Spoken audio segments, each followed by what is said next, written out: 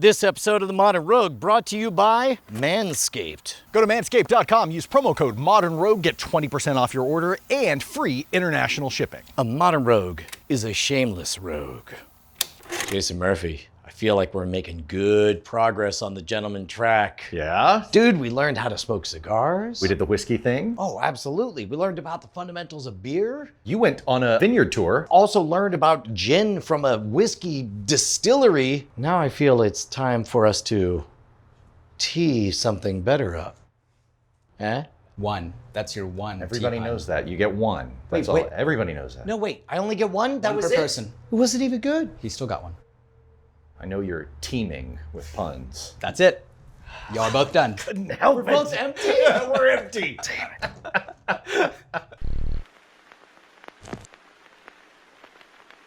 Jason Murphy, where are we and why am I seated in such a respectful manner? Okay, first of all, keep your voice down. Keep being respectful. We are at the Murphy. Why am I seated so respectfully?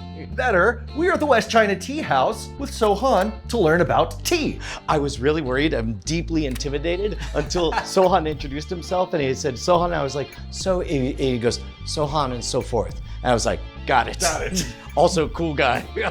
I'm in. I'm intimidated by all this. It's beautiful. I'm gonna break something. I'm not gonna do it on purpose. Just telling you in advance. So first, go ahead and attain whatever level of respectful seating that you want to. You can be as casual as you want to. If you want to splay out, that's totally fine.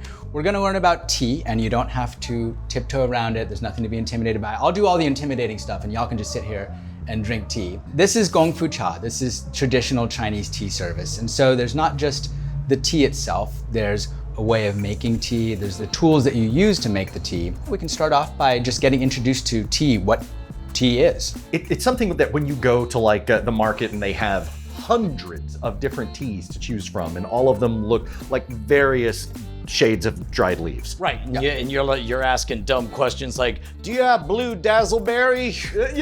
Do you have purple shaves? He goes to the Mountain Dew store. That's different. Baja Blast. Actually, that's a good place to start. When you're even deciding what type of tea, are there categories that you should be looking for? First thing that you need to know about tea is that tea is the name of one plant. Well, it's a small family of closely related plants, but chamomile is not tea. Hibiscus is not tea. Those are tisanes or herbal teas. And so when you use the phrase herbal tea, it's like saying herbal tobacco. It's a plant that has nothing to do with tobacco. You know, it's like you go to the smoke shop and you buy herbal tobacco. It's just some herbs. It has nothing to do with tobacco. Tobacco is an actual specific plant. Herbal tea is the same thing. It's other plants that we use the way that we use tea. Huh. Is there a gang war between regular tea and herbal tea, or is everybody cool?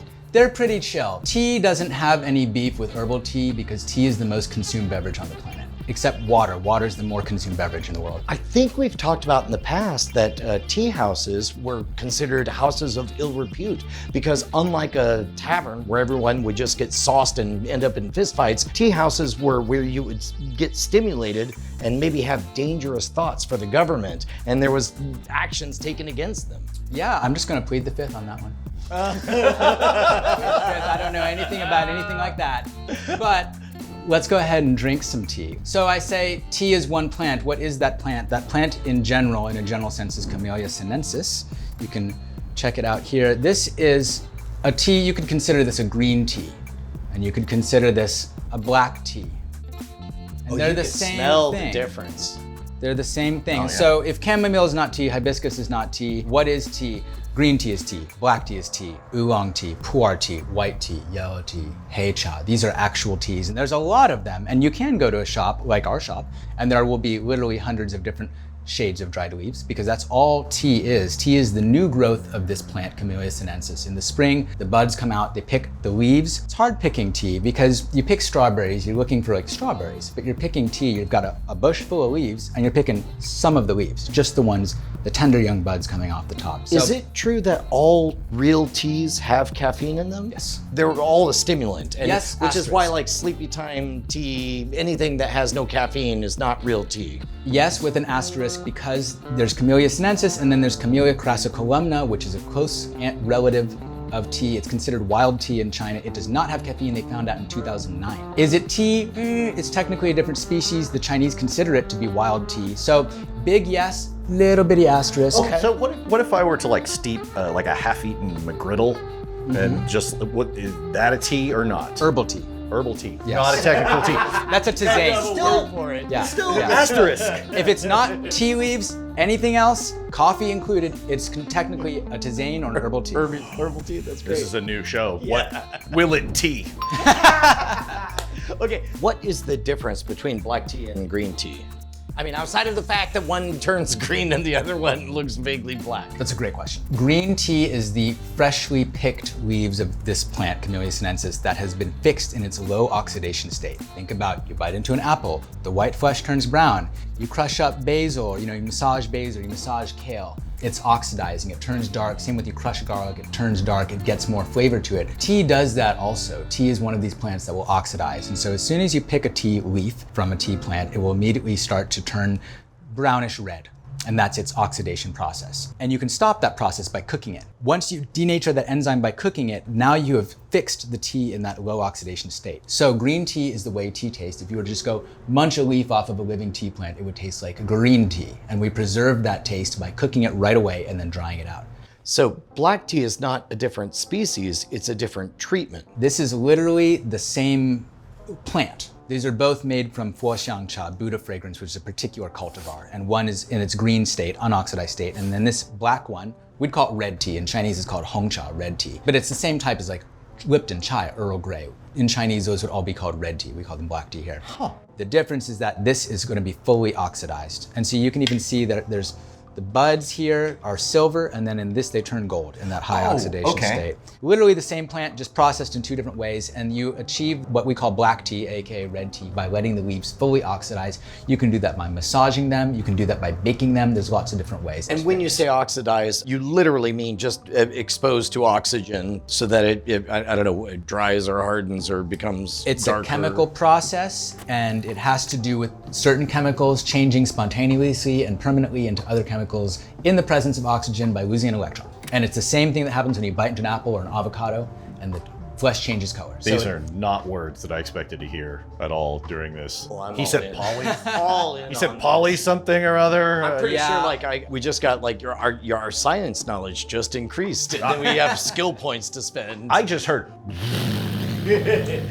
You can think of it like fermenting, but without microorganisms. So fermentation, you take something and you ferment it. You ferment milk into cheese, you ferment grain into beer. They use the term fermentation in the West to talk about this process, going from green to black tea, but really it's oxidation. And so I don't want to use the wrong word, even though people in the field use the wrong word all the Pretty time. commonly. It's oxidation, it's a chemical process, no microorganisms. I'm just so amazed that the taste is so different on the exact same thing. But I guess the same thing is true for peppers, depending on when you pick a pepper, it's either sweet or bitter or they're different colors. I guess it's a similar thing. It's a little different. It's something that you do to it afterwards. It's okay. It's like this. Chipotle pepper is the same as I forget what it is, but it's like you dry it out and it's got a different name, right? Oh, Got okay, it. right. Got it. So check it out. Green tea is unoxidized. Black tea, aka red tea, fully oxidized. Oolong tea, partially oxidized. White tea is raw. It starts, because it doesn't get that cooking process, that enzyme, polyphenol oxidase, remains active, unoxidized, and gradually over many years, 7 years is when it peaks its oxidation.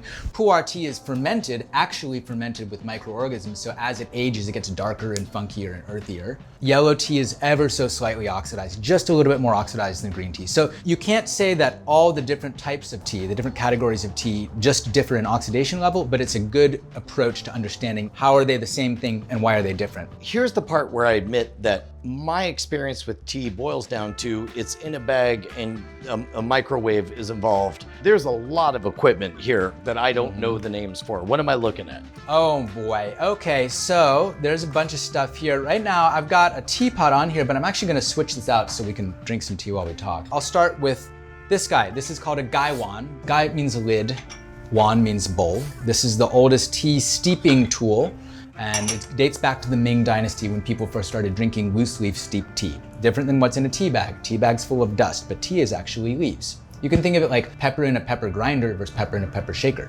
Got it. Pepper in a pepper grinder is way better. Stuff in the okay. shaker's all ground up. What's in a tea bag is not considered high quality tea. Whole leaf tea is considered high quality tea. So why do we have all this stuff? Because we are going to steep this high quality tea well. If we are not paying attention when we do it, then it's not going to be good. You can oversteep. Absolutely. Because I will often make tea in a bag, sorry, charlatan. And I will be, oh, there's tea in the microwave, like a savage. And it's been in there for 2 hours. Better just warm it up and it's fine. I didn't realize that actually hurt the tea. I thought, you're just getting more tea. You steep it, you get more tea. And a tea bag is dosed such that a full extraction won't be so crazy bitter. But watch, we're about to start this process. And I'm gonna go ahead, when you are making tea, there's 3 things you need to wake up first. You wake up the water by boiling it. I did that before we started shooting. We're gonna wake up the teaware now. I will introduce all these pieces of teaware as I wake them up. And what does it mean to wake them up? Put boiling water on them and get them warm. I've got my gaiwan lid bowl. This is my primary vessel where my leaves and my water are gonna go together and where the tea is actually made. Then I'm going to decant it into my gongdao bei, which means justice cup, because if I was to serve the tea directly from my gaiwan like that, this guy gets the weakest tea, this guy gets the strongest tea, and it's not just. This makes it just. I homogenize it by consolidating my finished tea into here. It also stops the steeping process so I don't oversteep my tea. Okay. When you say just, it's like there's an emotional value proposition being invented. Moral value. Moral value. Yeah. Being equitable is part of tea culture. Got it. For sure. There's no hierarchy, there's no order. It's all about service and being in service and enjoying being in service. So when we say gong dao, if you want to be specific, gong means the public, dao means the way. The way of the people, the way of the public is the Chinese concept of justice, that which is in the interest of the people. It is in the interest of these people drinking tea that I use this vessel so that everybody's getting the same concentration of tea. And now I'm going to pour it into my cha bei teacups. You can just call them teacups. There's no English word for gaiwan, there's no English word for gongdao bei, but we do have this word teacup, so you can just use that word. This, my base here is called a cha pan, and what this does, I can just, check it out. It's got holes in it, it drains. So I can just spill water all over it, and you'll see later when I actually make some different tea why I would want to do that. But there's lots of reasons to do it. Tea is sloppy business. You've got water going everywhere, and if you're not paying attention, you're gonna spill water everywhere. And it's nice to have a surface that will drain it away so you don't have to worry about wiping it up all the time. You wanna focus on making the tea, not cleaning up after yourself. Then I also have my cha jia. These are just little tweezers. The cups are hot and also they're small and your lips are gonna touch where my fingers would touch, so I don't touch it with my fingers, I touch it with these. And then I've got my cha dao, my tea knife. I use this to break up cakes of tea. We'll talk about that later. And this is a little scoop for getting the wet leaves out again, so I don't have to stick my fingers in anything. And then this is my shui yu. This is where my wastewater goes. This frog is called a tea pet. I pour my wastewater and my waste tea over him and he will get darker and develop a patina with time. He doesn't have to be a frog. He could be a fish. He could be a turtle. So he's dark because he's got days and ages of tea slowly painting him. Exactly. Oh, that's amazing. Years. He's many shades darker than he used to be. Likewise, my teapot is many shades darker than it used to be because it's made of the same type of unglazed, medium-fired stoneware, and this has to be dedicated to one type of tea for that reason. This frog does not need to be dedicated because I'm not drinking anything from him. This teapot will get better and better and better the more I use it for the same type of tea. Kind of like a cast iron pot. Exactly. Yeah. Oh, yeah. So now I've woken up my vessels. Now I'm gonna go ahead and slide this guy in. That's the green, right? This is the green version. This is the Buddha fragrance. Why do we do all this? Why do we use this stuff? Essentially, it's because, think about it this way. You're at a Chinese restaurant. You got a big teapot just sitting there.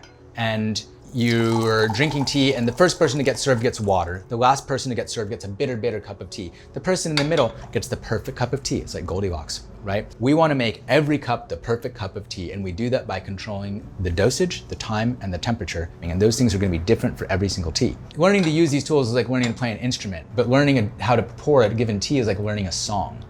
You don't know every song just because you can play guitar. You can't play every song on guitar. You have to learn each song individually. Teas are like that. So we're not gonna drink this first steeping. It's the rinse. I'm gonna let you smell it. I was about to say, that was really fast. Yeah. Ooh, now it's there. And I'm gonna empty this out. Here, we'll give it to the frog. Frog, get some tea. See, if I were to come across the frog in an antique shop, I would think, nope, that's cursed. I mean, depending on who was pouring tea on it, it might be. So at this point, we've rinsed and sort of woken up everything. We've woken up the teacups, we've woken up the bowl. Gaiwan, we've woken up the water, we've woken up the wares, we've woken up the leaves. Even the tea itself. And the tea itself. And now we're ready to actually drink the tea. So, boom, there you go.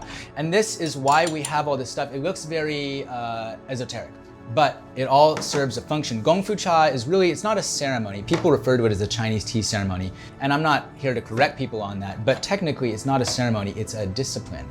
If you were to, for example, see someone doing Tai Chi or yoga and you'd never seen it before, you'd think, oh, they're doing some kind of ceremony, some ceremonial dance, but they're not. They're practicing a discipline. Gongfu cha is a discipline. So you're gonna smell first, slurp it, and then after you swallow, exhale through your nose. The slurping always feels silly when I'm doing it, but I remind myself that that's how you release all those aromatics so that you can experience it, right? Just like tasting whiskey or wine, and when you eat ramen, you slurp your soup. People have a lot of trouble with it though. People have been indoctrinated from the time they're young not to slurp. We're gonna make a t-shirt that says end slurp shaming. Now, I'm really shocked at how little time you spent steeping this. It was really fast. That's kind of the essence of what we're doing. And we're gonna do it a bunch of times, and it's gonna change every time.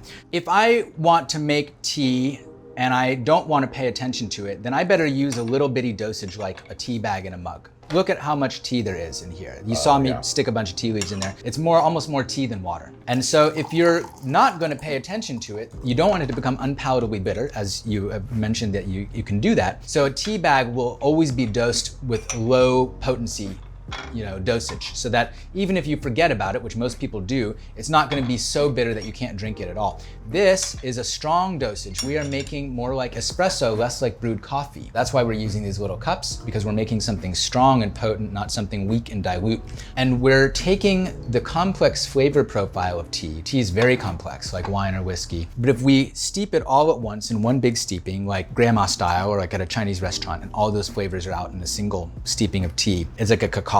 All those flavors and fragrances are competing with each other, and it really just presents as bitterness. But if you take that strong flavor and you stretch it out into multiple steepings, you break it up into movements, like movements in a symphony. So we should expect to have a slightly different experience on our second round. Absolutely. But we're all going through it together per the value of equality, right? Exactly. Now, speaking of that experience, what are we looking for here? What kind of notes and stuff like that out of this green tea? I said it was a green tea, which isn't not true. It's technically a sheng pu'er, which is a big category pu'er, smaller category sheng pu'er, and sheng pu'er may be considered a subtype of green tea. That said, if you go to a tea shop, you don't look for it in the green tea section, just like you don't look for champagne in the white wine section. Champagne's a white wine, but you don't get it there. You go to the champagne section. Pu'er is its own special thing. It's one of these teas that's aged, it's valued for that. It is not the flashy teas like oolongs are really flashy. You can have floral notes, you can have chocolatey notes, you can have nutty notes, and all these different things. This is very plain tasting tea. What we're looking for in it, A, is it not being unpalatably bitter, because it can be that way. If you don't make it well, it can be really bitter. So we want it to be a little bit sweet. We want it to be a little bit floral, fragrant when we exhale through our nose, but not like there are flowers in it, because there's not. It's just the leaves. There's just a distant, like there's some flowers over there in the next meadow, and the wind is blowing from there. Very delicate, and we want it to make us feel good. That's why we drink pu'er, sheng pu'er specifically. A lot of the people who get really, really, really into tea over many, many years end up gravitating towards sheng pu'er, myself included. Even though it's not as complex tasting, the way it feels is very nice. That's called the cha chi, the chi of the tea. At this point, the second lap is definitely more intense. And I assume that, every time we go through this, we're getting to more of the real tea sauce in there, right? Exactly, yeah, exactly. There's a curve. Why do we throw away the first rinse? The tea's not dirty, it's just gonna be very weak because the tea leaf is not hydrophilic, it's hydrophobic. If you dip a leaf in water and you pull it out, it's not saturated with water. You dip a paper towel in water, it's saturated. We want the tea leaves to become fully saturated, so that rinse is to prime them and get them ready to steep. Because if we don't, then they won't steep evenly. After that first rinse, which if we were to drink it, it would be very, very weak, like water. Then we gradually have this bell curve where steeping 1, steeping 2, steeping 3, steeping 4, steeping 5, steeping 6, steeping 7, and then it eventually will taper back off. But the flavors you get on this side of the bell curve and this side are not the same. There's a progression. enjoying that progression is part of the pleasure of doing tea this way. There's all these dimensions that we wouldn't get if we were just drinking this in one steeping. All of these different flavors and fragrances would pile on top of each other, and you'd probably mostly just get bitterness. And this is what I do all day. This is my life. I hang out. This is incredible. And I do pour water on leaves and serve it to people when we drink it. So rich. I was just sitting here thinking, it's like, is that From what I heard, there are 5 to 7 journeys. There's a word for it. Cha zui means tea drunk, and it is a well-established concept in Chinese. Why is tea the most drunk beverage in the world? If you want to think about tea and analogize tea with other stuff, something like tobacco. There's very nice cigars, like y'all have explored, and then there's like Marlboro Reds, you know? Right. There's, when you look at coffee, there's shade-grown Costa Rican coffee, and then there's Folgers Crystals, you know, or like Dunkin' Donuts coffee. American society has been at this like craft singles, Folger Crystals level of tea consumption. McGriddle tea? McGriddle tea, exactly, the whole time. And we are just now getting into the, you know, nice Cuban cigars, you know, whatever it is that you're into, for the most part, there's depth of connoisseurship. And tea is an extremely well-developed culture of connoisseurship in China. And because it's Chinese culture, it hasn't made its way here the way that other things have. So it's you know, it's way behind as far as all these other, you know, food cultures. But all of that stuff is there. There's hundreds of different kinds of tea, actually probably thousands of different individual teas, even just in China. So how do we know when we've gotten all the tea that there is in there? When you don't want to drink it anymore. When it starts tasting like water? Yeah, when it tastes like water, and no amount of modifying my steeping style is going to change it. Like I said, I'm gonna do all the intimidating stuff. Y'all are just enjoying tea. I'm doing a whole bunch of stuff here, changing the temperatures, changing the way I pour in order to adapt from one steeping to the next, to skirt that line where I'm strong, potent, that you can feel it, you can taste it, it's concentrated, but it's not bitter. I feel guilty microwaving stuff all the Yeah, time. you should, and you're a bad person. But most importantly, I comprehend for the first time the basics, and I can't wait to come back and do the advanced lessons. Are you down for that? Yeah, absolutely. Okay, all right. If we've learned the basics, we've learned, first of all, there's only one plant, and it's just how it's processed, treated to get the different flavors. Oxidation. There's a bunch of fake teas. Anything that's Oxidization. not actually tea is herbal tea. Coffee yeah. is herbal tea, apparently. Yeah. If you want to be very technical, yes. And we make sure to put from one vessel into another vessel so that all of us get essentially the same round Equality, inside. egalitarianism. Exactly. There's a frog that you throw tea on. It's like the King's Cup, but a frog. Yep. Correct. And I'm sure you gave us names for all of these that I've promptly forgotten. We'll come back to these. I didn't know there was a knife associated with tea. Oh yeah. It's to open letters from the king as you sip tea. But most importantly, what can we promote? Where can people come and visit and have this experience? You can visit us online at westchinatea.com. If you're anywhere but Austin, go to westchinatea.com. We teach online classes. We have a YouTube channel, which is Tea House Ghost. If you're in Austin, you can come to West China Tea at 4706 North I-35, just north of the In-N-Out Burger. It's a little hard to find. You might have to go around twice, but you'll get there. It's right off the freeway, and we have parties, and we dance all night long because we don't serve alcohol, and we don't have to close at 2. So, Han, I have one question. Yeah. Would it be rude to toast? Is that a thing? Not at all. That's a good question. I'm glad you asked. Check it out. So if you want to know, the Han Chinese, being the majority ethnic group of China, do not toast drinking tea, but this tea is not made by Han people. This tea is made by Aka people, which is one of the ethnic minorities of Yunnan, and they do toast with tea in their own language. So what I'm about to teach you is the cheers for tea. You like unlock the bonus round here. People don't usually do this until they've been here for a couple months. The toast that we're gonna do is specific to tea. It's not what you say for alcohol. And it's the Aka language, which is a Southeast Asian culture that's spread all throughout Southeast Asia. And so we're gonna say lobo chido. The word is lobo, like wolf in Spanish, and then chido. We can go lobo chido. Lobo chido. And we go, sai, sai, Sai, sai, sai, sai, sai. sai. And then we drink it. I think I have a new home. I Oh boy. Yeah. 2020, am I right? I let a lot of things slide. I mean, I had a lot going on and I might have been distracted. Yeah. Normally I take care of business. Super busy though. But then, you know, one day you look down and you're like, my goodness, what is going on? Shall we? We're not looking at each other? Oh yeah, co-pilot the Millennium Falcon. Sorry, I didn't mean to shame you. We can take care of it. Join over 2 million men worldwide who trust Manscaped when it comes to grooming solutions for the modern man. Good job. Their new Lawnmower 4.0 is cutting edge with ceramic blades that... Is that really the name of it? It is. Yeah. They're not shy about it, and neither should we be. That's I want right. you to think about the part of your body that you want to perfectly manscape right now. You know, this watch gets tangled in my arm hair. Yeah. A little bit. I would like this shorn by you. Oh, dear. Razor! Bring me the lawnmower. It's sleek. Oh, it's already moving. I turned it on. Okay. You're not supposed to hand somebody an activated Active razor. blade. Okay, all right. Oh, how majestic. Get it. Oh, that's tasty. Okay. Yeah. Oh, look at that. What if I told you as a friend Yep. that I think your whole arm should be bald? Okay, I would say I'd trust you Yes. and shave it all. Yes. Shave it bare. God, I love Do our it. relationship. Do it. Okay. Yep. Look at all that! Yeah. You're a legitimate... It's waterproof, so you can trim in the shower. With products like Lawnmower 4.0, ball deodorant, ball toner, and ball wipes, Manscaped makes it easier than ever to take care of your hair. I want a mustache Okay? and then clean.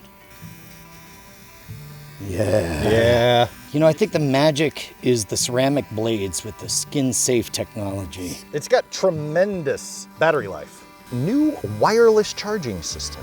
God, where else are you gonna see two grown, middle-aged men in the middle of a golden rainstorm at sunset, shaving a mustache onto one of their knees? Same place you find the pictures of your feet in sandals on my Tumblr. Damn it. How many minutes of use do you think you get on this on a full charge? 90 minutes of use. That's a on lot. full... That's a lot. Oh man, what if you got like a particular style of hair length you want? You've got 4 different trimmer guard options.